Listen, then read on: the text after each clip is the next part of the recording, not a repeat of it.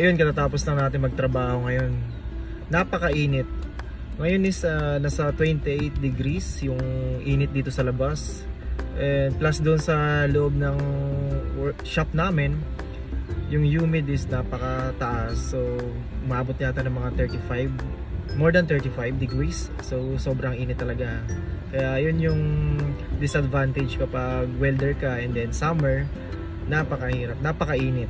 Kapag winter naman, mas maganda kasi maganda maghinang. Malamig kasi kailangan mong gumalaw ng gumalaw, tumira ng tumira para mainit ang katawan mo. But summer, I don't like to weld in summer. Napakahirap.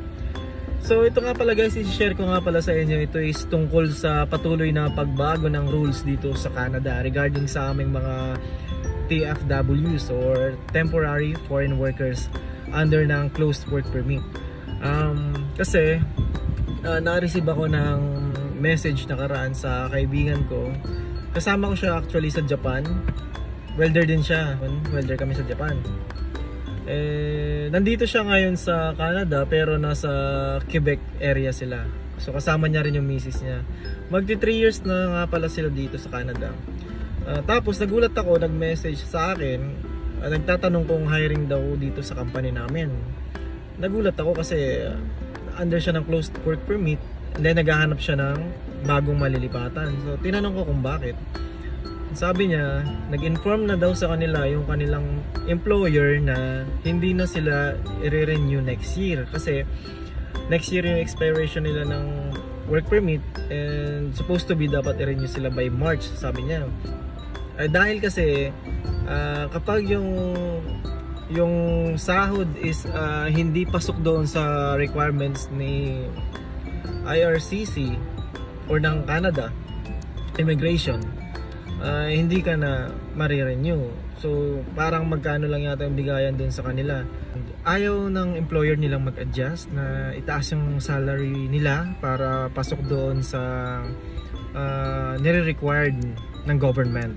So dapat para ma-renew ka, dapat medyo mataas yata yung required na sahod. Kaya yun, nagwo-worry sila kung paano sila anong mangyayari sa kanila, paano sila makakahanap ng bagong company kasi under sila ng closed work permit. Kung open work permit sana sila, okay sana, may malilipatan. So kahit dito kasi tinanong ko rin naman sa supervisor ko kung nagtumatanggap sila ng ng TFW or Temporary Foreign Worker. Sabi naman sa akin, oo daw. So actually pwede na mag-start anytime. Kung sa Quebec siya, pwede siyang lumipat dito anytime at makapag-start na. Yun nga lang, yung problema is under siya ng closed work permit.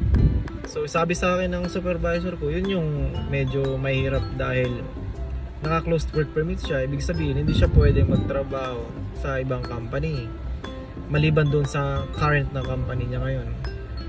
So sabi ko dun sa kaibigan ko, paano yan? Kasi naka-closed work permit ka, maliban na lang kung mai-convert mo sana sa open work permit, pero medyo mahabang proseso pa siguro yun.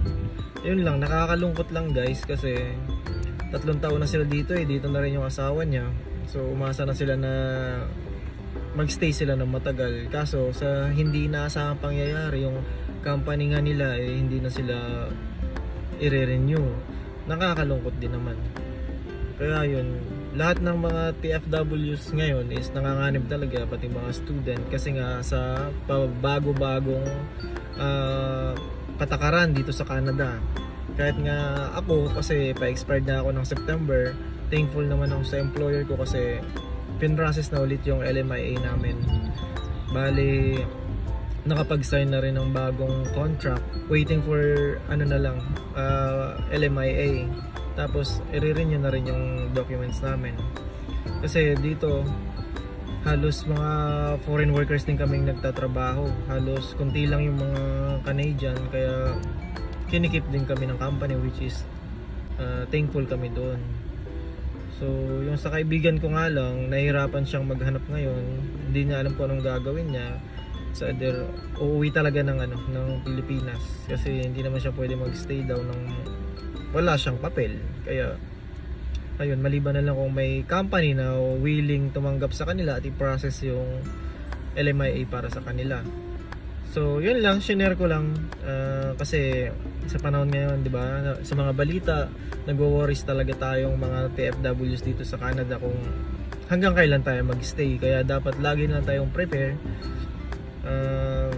Especially dapat yan na tayo, may ipon na tayo para magkabiglaan man, kung mapapauwi tayo, mayroon tayong pang backup, mapauwi man tayo Pilipinas, and then apply na lang ulit siguro sa iba. So yun guys, yun lang yung may share ko ngayon na tungkol doon nga sa balitang yun. Please subscribe my YouTube channel, hit the notification bell button para updated ka sa mga upcoming videos.